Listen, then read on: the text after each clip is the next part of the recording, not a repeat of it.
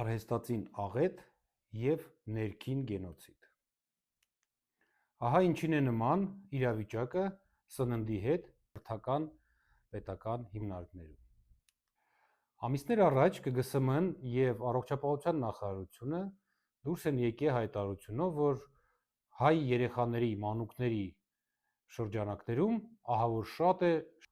ավելորդ քաշի, շաքարային դիաբետի և այլ առողջական խնդիրների, որոնք կապված են սննդակարգի հետ։ Նվազեցվել է շաքարավազի, աղի, մսի, այլ մթերքների, կարևոր մթերքների տոկոսային հարաբերությունը սննդակարգի մեջ։ Փոքրացվեցին պորցիաները և երեխեքը սկսեցին թեր սնվել։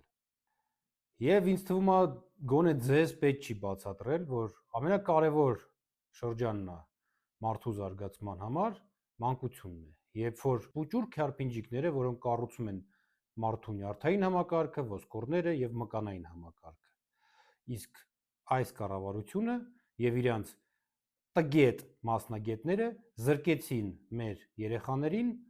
առողջ ապագայից։ Իրանք ստեղծում են իրանց համար ցանկալի ընտրական զանգված։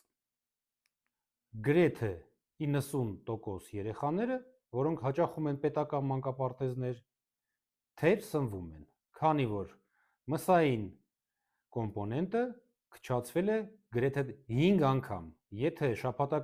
նախկինում շաբաթական երեխան ստանում էր 2 կամ 3 անգամ կոտլետ, ապա հիմա ըստ ճաշացանկի դա նվազեցվել է ամսական 2 անգամ։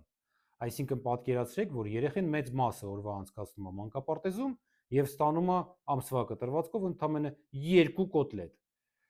Արդյոք դա ճիշտ է։ Արդյոք իրանք արժանի են որոշել մեր երեխաների ապագան։ Լավ եղեք։